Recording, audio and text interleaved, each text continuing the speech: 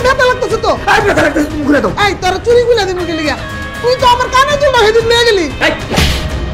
কি বলছিস এটা? ওই যে মোবাইলের মধ্যে নাকি ঠাসঠুস আওয়াজ হয় আর খালি কয় কি দিতাছি ভাই এগুলা কয় আর আমার তো সব জিনিস নিয়ে যায়। আমি বেশ কিছুদিন আগে বেটিং এ জড়ায় যাই, ধীরে ধীরে কবে যে বেটিং এ জড়ায় যাই তারপর তো শুধু হাঁটতে থাকি। হাঁটতে হাঁটতে বন্ধুদের কাছে অনেক টাকা ঋণ হয়ে গেছে। কত টাকা ঋণ করেছিস? 10 লাখ টাকার মতো হবে। এই জুয়া, এই বেটিং গুলো তো সেটিং করা পুরোটা। প্রথম তুই 2-1 বার হয়তো অনেক টাকা পাবে, কিন্তু এরপর থেকে দিনের পর দিন তুই হারতে থাকবি। ওরা সেট করে রাখে যে কোন লোকটা জিতবে, কোন লোকটা হারবে। অনেক ড্রাগসের নেশার মতো এটাও একটা নেশা। মা নজর দাও। আরে যাও বলেছি। আরে আমার ব্যথা লাগতেছে তো। এই ব্যথা লাগতেছে, তুমি খুলে দাও। এই তোর চুরি খুলে দিন গেলি গা। তুই তো আমার কানে দুলটা হেদিন নিয়ে গেলি। কানের দুল আমার সব লাগবে, আমার টাকা লাগবে। দাও, তুই দাও তুমি। তুই এসব কি শুরু করছিস? আরে আমি ব্যথা পেয়েছি। তারপরে হলো তোর বড় ভাই জানলে না তোর জান কবজ করে ফেলাইবো। আরে বড় ভাই রাখো তোমার, আমার লাগবে টাকা। তাহলে হলো কি বলছিস এটা? এটা কি? মায়ের হাতে চুরি এটা। এটা আমার মায়ের চুরি। এই চুরিটা আমার বাবা মাকে খুব শখ করে বানিয়ে দিয়েছিল। আর তুই এই চুরিটা চুরি করছিস কেন? দেখো ভাই, আমার টাকা লাগবে, আমার তুই দাও। চুরি দাও বলতেছে। চুপ মা, পুরোটা তোমার আশকারায় হয়েছে। তুমি দিচ্ছ কেন এগুলো? বারবার তুমি দিয়ে ওকে মাথায় তুলে ফেলেছো। এখন দেখো অবস্থা, দেখো তোমার হাত থেকে চুরি খুলে নিয়ে চলে যাচ্ছে। বাবা আমি ওরা অনেক বুঝাইছি, ওই আমার কোনো কথা শুনে না। সেদিন আমার কানের দুলটা পর্যন্ত খুলে নিয়ে গেছে। আমি কোনো জিনিস যদি না দেই ওই আমার গায়ে হাত তুলতে চায়। শেষ পর্যন্ত মায়ের গায়ে হাত তুলছিস তুই? এই তোর বিবেক বুদ্ধি কি সব গেছে? মাথায় কি কিছু নেই? এই মাই তো আমাদের বড় করেছে। ভাই তোর সমস্যা কোথায় আমাদের বল। রোজ এতগুলো করে টাকা নিচ্ছিস, আমাদের আয় তো সীমিত, ঋণের বোঝা বয়ে বেড়াতে হচ্ছে। ভাই তুমি ঠিক কইছো, আমার আসলে তুই সব চলে গেছে। আমি কি করবো? আমি করবো নাকি? কোনো খোঁজ খবর আমার। কি হয়েছে খুলে বল। দেখ, একটা মানুষের ফ্যামিলি হচ্ছে তার সবচেয়ে বড় বন্ধু। তোর কোথায় সমস্যা, তোর কি হয়েছে আমাদের বলবি। তুই তো আগে এমন ছিলি না। মা ও কত মেধাবী স্টুডেন্ট ছিল, লেখাপড়াটা ঠিক মতো করছে না ইদানিং। আরে বাবা ওই যে মোবাইলের মধ্যে নাকি ঠাসঠুস আওয়াজ হয় আর খালি কয় কি দিতাছি ভাই আর কয়টা দিন সবুর করেন ভাই, এগুলা কয় আর আমার তো সব জিনিস নিয়ে যায়। কি হয়েছে বলবে? আমি বেশ কিছুদিন আগে বেটিং এ জড়ায় যাই। আমার এক ফ্রেন্ড রাকিব আছে না, তো আমার এই বেটিংটা শিখায়।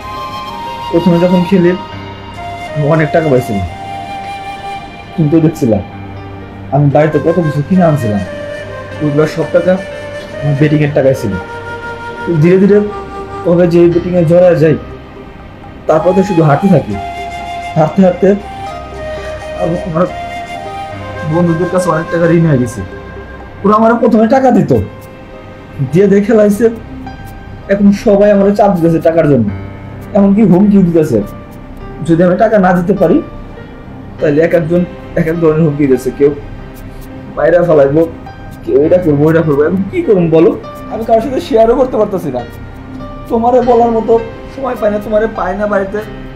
মারে বলবো, মা কি বলবো, সবকিছু মিলে আমার মাথা আর কাজ করতেছে না।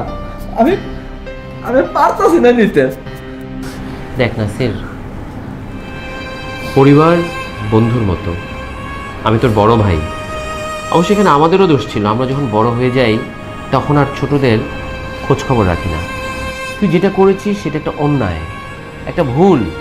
হয়তো একটা ভুলকে ঢাকতে গিয়ে তুই আরো বড় ভুল করে ফেলেছিস।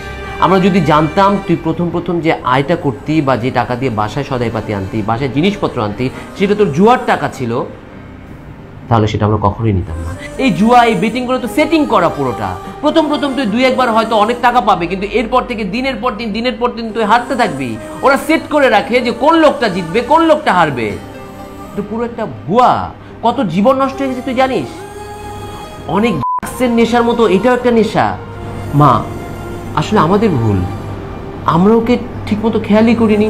শুধু আমাদের না, আমাদের সমাজের অনেকের এমন ভুল আছে যে পরিবারের যে ছোট সন্তানগুলো আছে বা পরিবারের যারা ভাই বোনরা আছে তাদের খেয়াল রাখি না। সবাই নিজ কাজে ব্যস্ত। একটি বার পরিবার একসাথে বসে যে আমরা আলোচনা করব, গল্প করব, নিজের সম্পর্কে খোঁজ খবর নিব, সেটা জানি না। আর এই পাকে জুয়ার মতো আরও অনেক ধরনের বেটিং অ্যাপ বা অনেক ধরনের অ্যাপ যেগুলো মানুষকে ডিমোটিভেটেড করে দিচ্ছে। এবং এই যুব সমাজ ধাবিত হচ্ছে সেই পথে যেই পথগুলো তাদেরকে ধ্বংস করে দিচ্ছে। আজকে ওর মাথায় অনেক ঋণের বোঝা। কত টাকা ঋণ করেছিস টোটাল? 10 লাখ টাকার মতো হবে। 10 লাখ টাকা? এটা আমি কেমনি শোধ দিব? আমার মাথায় তো কিছু ধরতেছে না বাবা। শুনেছো মা, 10 লক্ষ টাকা। এই ঋণটা ঢাকার জন্য ও আবার ঋণ করবে, ওই ঋণটা ঢাকার জন্য আবার ঋণ করবে। ঋণের বোঝা দিন দিন বাড়তেই থাকবে। আমি তো ভুল করছি, এখন আমি কি করুম বলো? আচ্ছা ঠিক আছে, আমি তো আছি মা। আমি একটা সিদ্ধান্ত নিয়েছি। আমার পরিবার বলতে তো তুমি আর ওই। আমার অফিসে আমার বেতনের উপর আমি একটা বড় লোন নিব। হ্যাঁ, মাসে মাসে অনেকগুলো টাকা কেটে নেবে, আমাদের কষ্ট হবে চলতে, কিন্তু আমার ভাইকে বিপদের মুখে ফেলে আমি থাকতে পারবো না। আরে না না, তুই সব কি কইতেছ? তোর একটা ভবিষ্যৎ আছে না? ওর জন্য কি তোর ভবিষ্যৎটা নষ্ট করবি? মা, আমার ভবিষ্যৎ তো ও, তুমি। আর পরিশ্রম করলে সব টাকা শোধ করা যাবে। প্রয়োজনে ও পড়ালেখা ঠিক মতো করবে, পড়ালেখার পাশাপাশি ও পরিশ্রম করবে, কিন্তু তাই বলে ভাইকে তো আমি এই ধরনের বাজে সিচুয়েশনে ফেলে রাখতে পারি না। এটা মাকে দিয়ে দিত, এরপর থেকে আর এই ধরনের কোনো ভুল করবি না। মা, না আসলে আমি কি করবো, আমার মাথা এখন ঠিক থাকে না, তাই তোমার সাথে এইভাবে খারাপ ব্যবহার করছে। ভাইয়া তো আমার সব দায়িত্ব নিছে, মা এখন আমি ঠিক হয়ে যাবো, আমার মাফ করে দিও। মাফ করে দিছি বাবা, আমি কোনো কিছু মনে রাখিনি।